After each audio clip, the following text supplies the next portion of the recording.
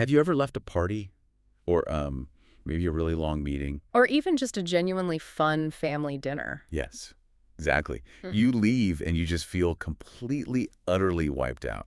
And I don't mean physically tired. You didn't just run a marathon or anything. Right. Your muscles aren't sore. No, but your brain feels exactly like a smartphone, hovering at like 1% battery. Just flashing red. Yeah, you had a great time, but all you want to do is sit in a dark room Yeah. and not speak to another human being for at least 12 hours. I think we've all been there. If you are nodding your head right now, you are definitely in the right place. Welcome to today's deep dive. We are exploring the mechanics of social energy. This is a huge topic. It really is. We're going to look at why our social batteries drain so fast and why social settings sometimes just feel entirely off for reasons we can't quite put our finger on. It's such a universal experience, yet we rarely stop to analyze the actual mechanics of what is happening in our brains and bodies when we feel that specific type of exhaustion. Because the intersection of psychology, neurology, and our environment here is incredibly complex. And to help us figure this all out, we have curated a fantastic stack of sources for you today. We are pulling insights from a comprehensive guide on neurodivergent social experiences from the Tonin blog. Which is an excellent resource. Really good. We also have clinical perspectives on social energy from Medical News Today, some great mental health wellness resources from the Therapy Group of DC, and a really deep psychological analysis from the Bay Area CBT Center. And just for some context, CBT stands for Cognitive Behavioral Therapy. Right. So our mission for this deep dive is to unpack the psychology behind social exhaustion, explore the deep-seated mental frameworks that make us feel isolated, even in a crowded room, and most importantly, equip you with practical, actionable tools to recharge and engage authentically without burning out. Because knowledge is most valuable when it is understood and applied, we don't just want to define the problem today. We want to provide broader context and implications so you can actively manage your own social energy moving forward. Okay, let's unpack this. We use the phrase social battery all the time now. Oh, it's everywhere. It's practically unavoidable online. But taking a step back from the internet slang, what does that actually mean from a clinical or psychological perspective? Well, the social battery is a very helpful metaphor for the mental and emotional energy we expend during social interactions.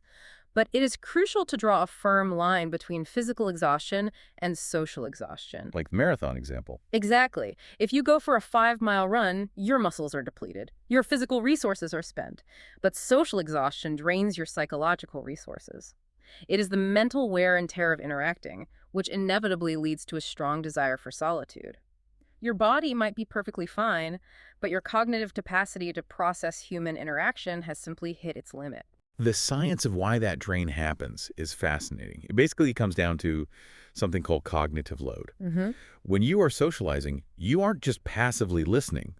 Your brain is performing this massive, exhausting juggling act. You are processing verbal cues, the actual words being said. But also all the nonverbal cues. Right. Body language, eye contact, microexpressions, tone of voice. And on top of that, you are managing your own self-presentation. That's the heavy lift for a lot of people. You are constantly assessing, am I smiling enough?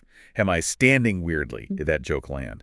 You are continually navigating a labyrinth of unwritten, invisible social rules. That is a massive amount of data for the brain to compute in real time. It really is. We all know the basics, right? Introverts generally need solitude to recharge, while extroverts tend to gain energy from crowds. But what is really fascinating here is that even an extrovert's battery will drain rapidly if the context is wrong. Yeah, the sources pointed out a big misconception there, that introverts hate socializing. They don't. They can actually enjoy it immensely. They just have a shorter battery life for it. Precisely. And for everyone, it's not just about the number of people in a room. It is about the cognitive tax of the environment itself. The clinical perspectives we reviewed highlight that navigating spaces with severe power imbalances requires immense emotional labor. Let's delve into that a bit more. What kind of power imbalances are we talking about? The documentation specifically points to environments where racism, sexism, or ableism are present. An individual navigating those spaces has to engage in intense self-monitoring. Continuous safety assessments. Yes, and heavy emotional regulation. They are essentially running complex threat detection software in the background of a casual conversation. We are simply conveying what the clinical sources outline here, but from a purely cognitive load perspective, it is undeniable. You're adding massive heavy layers of processing to the already demanding task of socializing.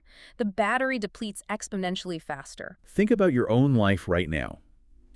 Do you notice a difference in your energy levels when you are just hanging out on the couch, talking to a close friend, versus navigating a high-pressure networking event for work? Or interacting in a space where you feel you have to constantly prove your worth. Exactly. The physical act of talking might be identical, but the cognitive load is entirely different. The mental tax dictates the drain.